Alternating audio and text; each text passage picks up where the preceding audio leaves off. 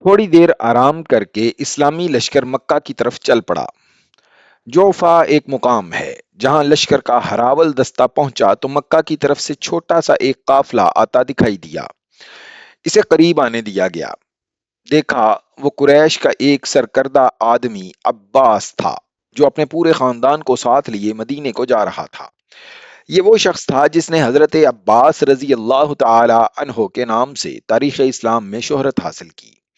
انہیں رسول اکرم صلی اللہ علیہ وآلہ وسلم کے حضور پیش کیا گیا۔ آپ نے انہیں دیکھا، آپ انہیں اچھی طرح جانتے تھے۔ کیوں عباس؟ رسول اکرم نے کہا، کیا تو اس لیے مکہ سے بھاگ نکلا ہے کہ مکہ پر قیامت ٹوٹنے والی ہے؟ خدا کی قسم مکہ والوں کو خبر ہی نہیں کہ محمد کا لشکر ان کے سر پر آ گیا ہے، عباس نے کہا، اور میں تیری اطاعت قبول کرنے مدینے کو جا رہا تھا۔ میری نہیں عباس، رسول خدا نے کہا، اطاعت اس اللہ کی قبول کرو جو وحدہ لا شریک ہے اور وہی عبادت کے لائق ہے۔ میں اس کا بھیجا ہوا رسول ہوں۔ حضرت عباس رضی اللہ تعالی عنہ نے اسلام قبول کر لیا۔ رسول اکرم نے انہیں گلے لگا لیا۔ آپ کو مسرت اس سے ہوئی کہ اہل قریش مکہ میں بے فکر اور بے غم بیٹھے تھے۔ حضرت عباس نے جب یہ صورتحال دیکھی تو انہوں نے رسول اللہ سے کہا کہ اہل قریش آخر ہمارا اپنا خون ہے۔ 10,000 کے اس لشکر کے قدموں میں قریش کے بچے اور عورتیں بھی کچلی جائیں گی۔ عباس نے رسول اللہ کو یہ بھی بتایا کہ قریش میں اسلام کی قبولیت کی ایک لہر پیدا ہو گئی ہے۔ کیا یہ مناسب نہ ہوگا کہ انہیں صلح کا ایک موقع دے دیا جائے؟ رسول اکرم نے عباس سے کہا کہ وہی مکہ جائیں اور ابو سفیان سے کہیں کہ مسلمان مکہ پر قبضہ کرنے آ رہے ہیں۔ اگر اہل مکہ نے مقابلہ کیا تو کسی کو زندہ نہیں چھوڑا جائے گا۔ مکہ شہر مسلمانوں کے حوالے کر دیا جائے۔ رسول اکرم نے عباس کو نہ صرف مکہ جانے کی اجازت دی بلکہ انہیں اپنا خچر بھی دیا جو آپ گھوڑے کے علاوہ اپنے ساتھ رکھتے تھے۔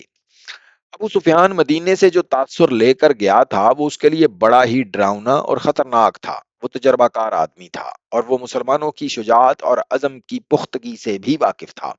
اسے ہر لمحہ دھڑکا لگا رہتا تھا کہ مسلمان مکہ پر حملہ کریں گے۔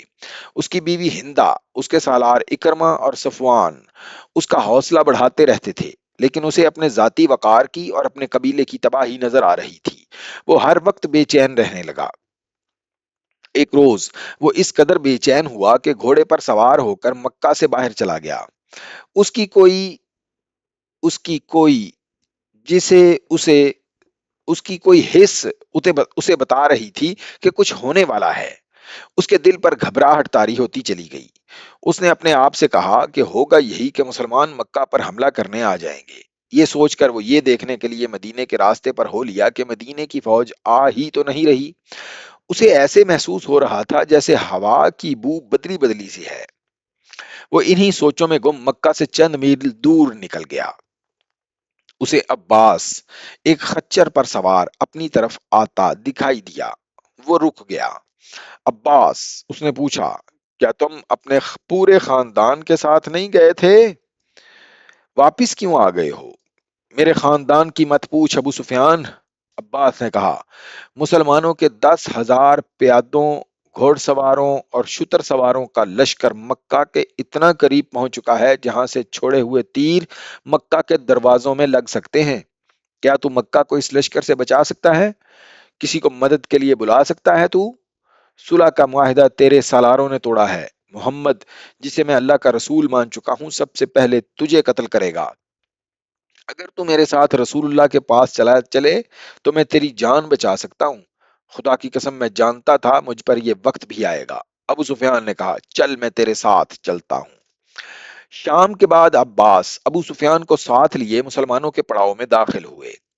حضرت عمر کیمپ کے پہرے داروں کو دیکھتے پھر رہے تھے۔ انہوں نے ابو سفیان کو دیکھا تو آگ بگولا ہو گئے۔ کہنے لگے، اللہ کے دین کا یہ دشمن ہمارے پڑاؤ میں رسول اللہ کی اجازت کے بغیر آیا ہے۔ عمر رسول اللہ کے خیمے کی طرف دوڑ پڑے۔ وہ ابو سفیان کے قتل کی اجازت لینے گئے تھے لیکن عباس بھی پہنچ گئے۔ رسول اکرم نے انہیں صبح آنے کو کہا۔ عباس نے ابو سفیان کو رات اپنے پاس رکھا۔ ابو سفیان، صبح رسول کریم نے ابو سفیان سے پوچھا، کیا تو جانتا ہے کہ اللہ وحدہ لا شریک ہے اور وہی معبود ہے اور وہی ہم سب کا مددگار ہے؟ میں نے یہ ضرور مان لیا ہے کہ جن بتوں کی عبادت میں کرتا ہوں وہ بتوں کے سوا کچھ بھی نہیں۔ ابو سفیان نے کہا، وہ میری کوئی مدد نہیں کر سکے۔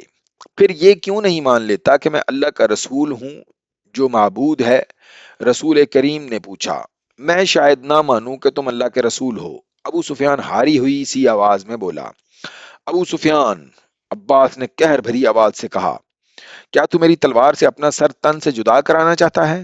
عباس نے رسول کریم سے کہا، یا رسول اللہ، ابو سفیان ایک قبیلے کا سردار ہے، باوقار اور خوددار بھی ہے، یہ متجلی ہے، یہ ملتجی ہو کر آیا ہے۔ ابو سفیان پر کچھ ایسا اثر ہوا کہ اس نے بے اختیار کہا، محمد اللہ کے رسول ہیں، میں نے تسلیم کر لیا، میں نے مان لیا۔